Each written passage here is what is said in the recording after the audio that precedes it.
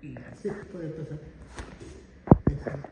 Bueno, ya que estamos poquitos, la idea es hacer una visión general de todo lo que es miocardiopatías. Es un tema muy amplio, muy extenso.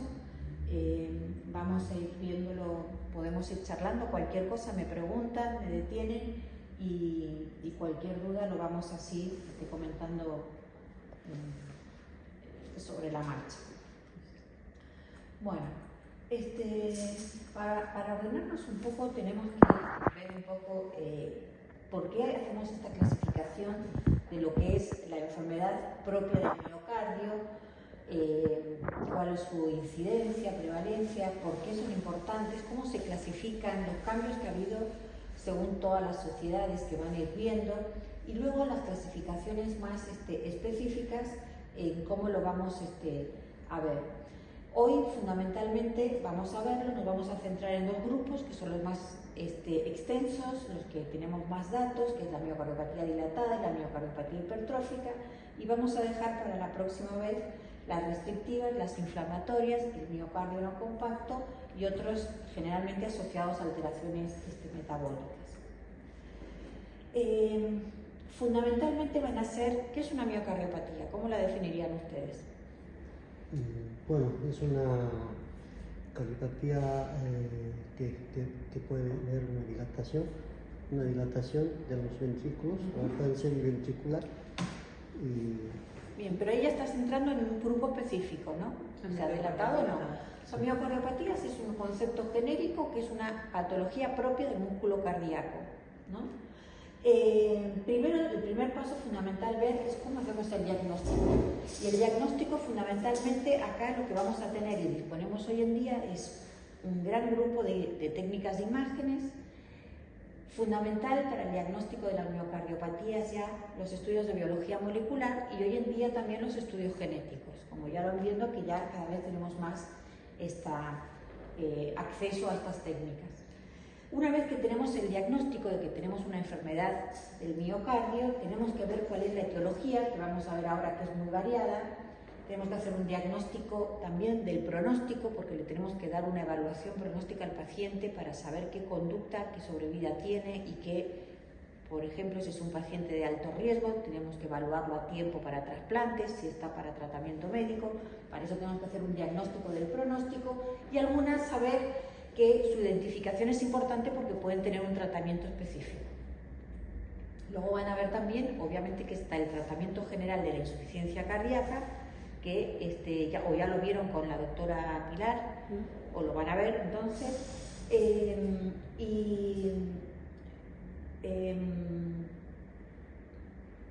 después lo que es importante, que es lo que hoy vamos a poder ver, si hay alguna especificación en el tratamiento que pueda ser más dirigido, más específico y que pueda cambiar el pronóstico, aparte de lo que es el tratamiento farmacológico general de la insuficiencia cardíaca. Bueno, sabemos que generalmente la clasificación de estas miocardiopatías hoy en día se ha centrado fundamentalmente en un enfoque pensado en las alteraciones genéticas. ¿Por qué? Porque se sabe que la patología en sí es una consecuencia de una alteración del genotipo, del ambiente, y esa interacción genera un fenotipo. Es decir, el genotipo, cuando hablamos de genotipo, es la expresión génica que tenemos cada uno, que puede estar alterado o no, para la síntesis de los miocardiocitos, con alguna acción del ambiente, puede ser un tóxico, puede ser una infección viral, que eso interactúa y va a dar una expresión clínica, que es lo que se llama fenotipo de esa enfermedad. ¿Se entiende? Sí. Esto ya se sabe y se hablaba de la palabra, o sea, el término miocardiopatía ya se utilizaba casi en el siglo XVIII, pero lo que es más importante es que hay síndrome clínico de insuficiencia cardíaca, que todos podemos conocer o ver un paciente en nuestras unidades coronarias, le podemos poner una etiología específica, saber cómo se desempeña, cómo se desarrolla, y las miocardiopatías específicas identificarlas, porque al tener un tratamiento dirigido podemos cambiar el pronóstico de este paciente. Entonces, ¿qué pasa cuando hablamos de las miocardiopatías? Bueno, todo lo que vamos a ver generalmente es evidencia C, porque no hay grandes estudios, trials hechos. Ustedes generalmente habrán visto pacientes, estudios con insuficiencia cardíaca, en el que entran un montón de pacientes, pero no se identifican por su etiología o qué tipo de miocardiopatías es, porque es muy difícil y hay una gran diversidad. Entonces, generalmente las recomendaciones son siempre opiniones de expertos y lo que identifican un poco es este gran grupo de enfermedad que es muy alterado la estructura propia del miocito. Es decir, en estos pacientes van a tener, por ejemplo, si uno viera al microscopio un miocito normal y un miocito enfermo, definiría, si pudiera hacer la biopsia, el diagnóstico de esta alteración. O sea, es ir un paso más allá de lo que es el síndrome clínico de insuficiencia cardíaca. Todos los pacientes pueden tener insuficiencia cardíaca, pero cada uno va a tener una etiología diferente, distinta, que va a marcar nuestra forma de orientar ese tratamiento de ese paciente. Bueno, recuerden siempre que la característica es que es un grupo heterogéneo, en el que va a haber una alteración de la función mecánica o una función de la función eléctrica del corazón, que puede dar hipertrofia, dilatación o restricción y que se va a manifestar por insuficiencia cardíaca clínica, ¿no? Eso sería un poco como definiríamos. Y que pueden ser primarias o secundarias. Las primarias es cuando hay una enfermedad propia y exclusiva del músculo cardíaco, y secundarias cuando hay una enfermedad sistémica, por ejemplo, ¿cuál sería? Por ejemplo, el lupus, y que aparte se asocia a un compromiso miocárdico. Esas serían las secundarias. Y las clasificaciones que vamos a ver son diferentes. ¿Por qué? Porque la sociedad americana se basa fundamentalmente en un criterio genético y la sociedad europea se basa más en un criterio de morfología y de la función hemodinámica de ese músculo cardíaco. Es importante saber qué etiología es cada una y qué tipo. ¿Por qué? Porque no es lo mismo. ¿A ustedes les parece que la sobrevida de un paciente con una miocardiopatía por HIV a una, por ejemplo, paciente con una miocarditis que puede revertir una miocardiopatía periparto? No es lo mismo. Y ahí pueden ver, esto es una curva de sobrevida según las etiologías. Hay algunas patologías que de por sí solamente el tipo de etiología es un factor de mal pronóstico. Entonces, poder identificarlo nos va a ayudar. También, otra cosa que es importante para el pronóstico es que hay algunas que se asocian más a la muerte súbita. Vieron que es una de las asignaturas que más nos preocupa a los cardiólogos, porque preverlo y poderlo prevenir y tener predictores de riesgo es algo de realmente que puede cambiar la curva de sobrevida de los pacientes. Y sabemos que muchos de los pacientes, la primera forma de presentación de una miocardiopatía a veces es la muerte súbita. Por ejemplo, ¿en qué casos? ¿Qué se les ocurre? ¿Cómo es la pregunta? No entendí. Por ejemplo, ¿qué miocardiopatías, qué causas de enfermedades cardíacas pueden debutar con una muerte súbita? ¿O tienen más frecuencia la forma de presentación una muerte súbita? Chagas. Chagas pueden ser algunas, también todos los trastornos arrítmicos. Eso le decía yo, trastornos arrítmicos. Lo que serían hoy en día lo que llamamos canalopatías, ¿no? Son alteraciones de los canales de las células que producen los trastornos eléctricos, ¿no? Sí, es una de las que más. Exacto. La displasia ritmogénica del ventrículo derecho, también, con la miocardiopatía hipertrófica, exactamente, y las miocarditis. Muchas, por ejemplo, de la muerte súbita de deportistas o de gente muy joven son miocarditis, ¿no? Y luego hay casi la mitad de los grupos que a veces no se puede identificar una causa porque a lo mejor es algo genético y no se logra saber. Pero hay etiologías que de por sí ya sería implican... en este caso la idiopática. ¿Cómo? Sería en este caso la idiopática. Las idiopáticas genéticas, exactamente. Pero ya sabemos que, por ejemplo, si tenemos un paciente con una miocardiopatía hipertrófica, sabemos que nuestra orientación diagnóstica, etiológica y de tratamiento va no solo a la insuficiencia cardíaca, sino a la muerte súbita. También porque es importante el pronóstico de saber cuál es la etiología, porque, por ejemplo, estas son las etiologías de las causas de trasplante que están registradas. Esto es en el INCUCAI, acá en el registro argentino, y este es el registro internacional de corazón y pulmón de trasplante, ¿no?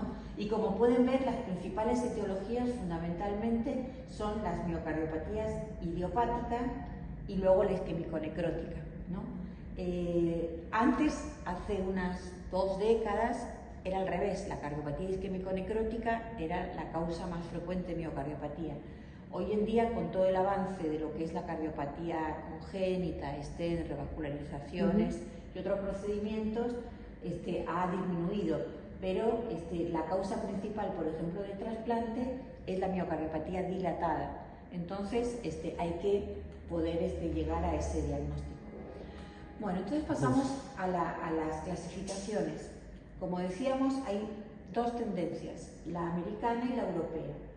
La americana las clasifica en un grupo de genéticas, un grupo de adquiridas y un grupo que es mixto. En las genéticas, entonces vamos a recordar la miocardiopatía hipertrófica, la displasia ritmogénica del ventrículo derecho, el miocardio no compacto, la glucogenosis por depósito, los trastornos de conducción o canalopatías arrítmicas y las miopatías mitocondriales, que eso se ve muchas veces en pediatría también como causa de insuficiencia cardíaca, ¿no? Esos son los que tienen una base puramente genética. Y luego las clasifica en adquiridas, como puede ser inflamatoria o infecciosa, que generan una miocarditis, el Takotsubo, miocardiopatía periparto, las taquimiopatías y las patologías en niños de madres diabéticas. Y luego hay algunos grupos que tienen una etiología intrincada, mixta, que es la miocardiopatía dilatada, que puede ser genética, idiopática, la antiguamente llamada idiopática, o puede ser, digamos, adquirida, por ejemplo, la evolución de una miocarditis que evoluciona tórpidamente y se convierte en una miocardiopatía dilatada, Y luego están las restrictivas o aquellas que no entran en ninguna clasificación ni hipertrófica ni dilatada. Esto es una clasificación muy académica, muy poco práctica para nuestra cabeza del día a día en el paciente, pero es muy académica desde el punto de vista, digamos, de la base genética. Sin embargo, bueno, la escuela europea tiene un encare un poco mucho más fisiopatológico y que se acompaña mucho más, me parece a mí, en la práctica clínica, que es dividir lo que clásicamente conocemos en hipertróficas, en dilatadas, en restrictivas, en las no clasificables en esos grupos, y luego por aparte está la displasia siempre del ventrículo derecho, ¿no? Sabiendo el fenotipo de los cambios del miocardio, y que a su vez, según este fenotipo, pueden ser familiares o genéticas o no genéticas, ¿no? Entonces es mucho más fácil así, al entrar en el mecanismo fisiopatológico y cómo se presenta, tener una clasificación de los diferentes grupos de las miocardiopatías. Esto, como pueden ver, son un montón de clasificaciones, de estudios, de análisis, para que vean las diferentes formas de clasificarlo. Lo pueden buscar, lo pueden leer, pero que en la práctica clínica creo que el perfil hemodinámico y morfológico del corazón del miocardio, como hemos dicho, dilatadas, hipertróficas, restrictiva, la displasia ritmogénica, que no se clasifica en un grupo, y las no clasificables en esas morfologías, es la forma más clara de usar la clasificación. Bueno, inevitablemente tenemos que hablar y conocer lo que son las causas, porque hoy en día, es más, ya hasta acá podemos conseguir, si uno solicita, los estudios genéticos con un poco de paciencia, pero se pueden hacer en muchos hospitales públicos y en privados también, y nos aporta, vamos a ver que es importante porque tiene una aplicación clínica. Rápidamente vamos a ver un poco los conceptos. Las causas genéticas de la miocardiopatías, ¿qué implican? Que va a haber una alteración en los genes que codifican las proteínas que forman las diferentes estructuras del miocito, con alguna alteración, y que esa alteración va a generar una enfermedad.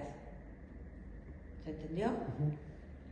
Esas alteraciones de las proteínas que están sintetizadas pueden ser las proteínas que forman el sarcómero, el citoesqueleto, el núcleo o las mitocondrias, es decir, las estructuras básicas de la célula del miocardio.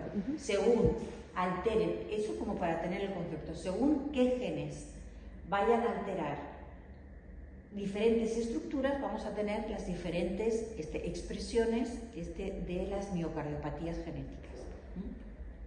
Pero estas son en la genética solamente, ¿cierto? Genéticas, exactamente. Algunas, como hemos visto, o sea, puede ser dilatada genética, restrictiva genética, restrictiva no genética. Volvemos vamos a manejarnos con esta clasificación de acá. Ah, con la de los... O sea, un fenotipo que es la más fácil, es la más clínica. El fenotipo primero es un paciente, vemos por un ecocardiograma, está dilatado, es restrictivo, es hipertrófico. Y después podemos pensar, según las características del paciente, si puede tener un componente familiar o genético. Si nosotros hacemos, por ejemplo, lo más fácil, un paciente, encontramos un paciente con una disfunción ventricular sistólica, cavidades dilatadas, tiene por fenotipo una miocardiopatía dilatada. ¿Qué tenemos que investigar? Que no sea coronario, que no sea hipertenso, que no sea chagásico, que no sea HIV, que no tenga alguna infección, que no haya tenido una miocarditis. No encontramos nada. Pensamos que tiene a lo mejor un hermano, un tío, puede ser un paciente genético, ahí lo estudiamos, y ahí pensamos.